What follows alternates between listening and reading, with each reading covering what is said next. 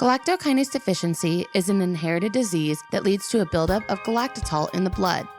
In this video, we'll show you a visual mnemonic with high-yield information to make it easy to recall on test day. Shoot for the stars! See that galactic kite? This galactic kite, successfully launched by our astronauts, should help you remember galactokinase deficiency.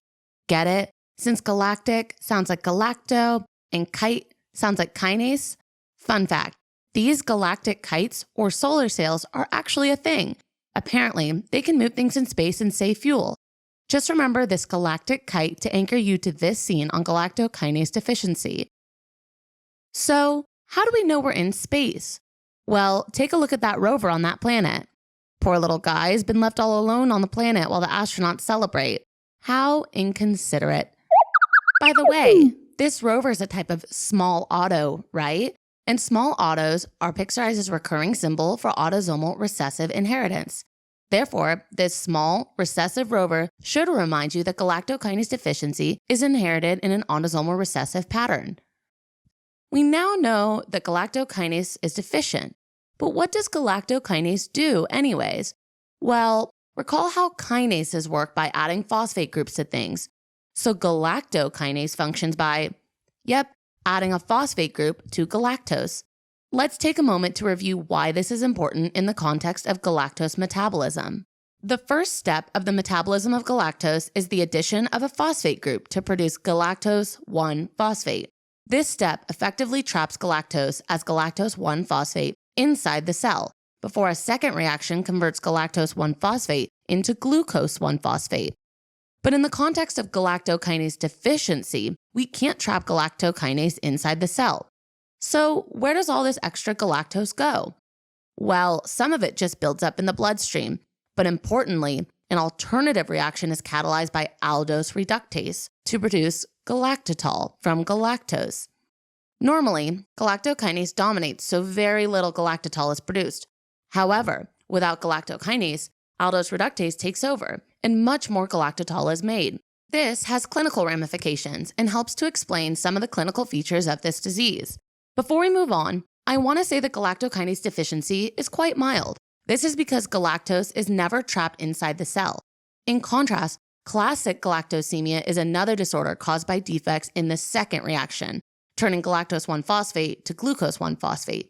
In that disease, galactose 1-phosphate accumulates inside cells to toxic levels, leading to severe disease that is often fatal. You can learn more by watching our scene on galactosemia. But for now, just remember that galactokinase deficiency is far more benign than its counterpart, classic galactosemia. All right, so what are the clinical features of galactokinase deficiency anyways? Well, take a look at how our astronauts are celebrating the galactic kite launch. With galactic ice cream. Yep, it's galactic floating high in the air. We are on a space station after all. Anyways, this high-flying ice cream should remind you of elevated galactose. You know, since ice cream is sweet like sugar, so galactic sugar should get you to galactose. Elevated galactose levels are seen in the blood and urine since cells can't trap or metabolize any of it. This should be pretty easy to remember, right? One more note. Exam writers can tell you that there is galactose in the urine as the presence of a reducing substance in the urine, but with a negative urine dipstick. Let me unpack this. Sugars are reducing substances, and galactose is a reducing sugar. The urine dipstick, however, only tests for glucose. So a reducing substance in the urine with a negative urine dipstick should point you to another sugar in the urine, like galactose or fructose. Just thought you should know. The astronauts are really ready to party. Not just ice cream, but champagne. This bottle of champagne will help you remember the buildup of galactitol. You know, since galactitol is an alcohol just like champagne. And what do you call space alcohol or galactic alcohol?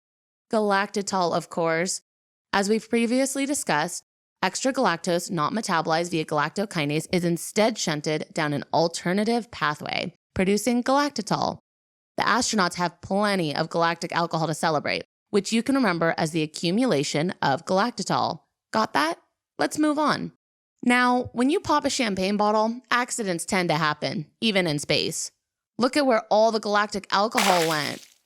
Yep, right onto the helmet. Man, now I can't see anything out of this helmet. You might even say that this champagne has made the lens of this helmet cloudy. And you know what a cloudy lens reminds me of? Yep, cataracts. The accumulation of galactitol is relevant because it happens in the lens of the eye. This can present in newborns as infantile cataracts. It can also present as babies failing to track objects or not developing a social smile. You know, because usually seeing smiles or following objects requires you to be able to see. Since galactokinase deficiency is relatively mild, infantile cataracts will really be just about the most important symptom. Alrighty, so we're done with galactokinase deficiency. While our astronauts celebrate, let's quickly recap.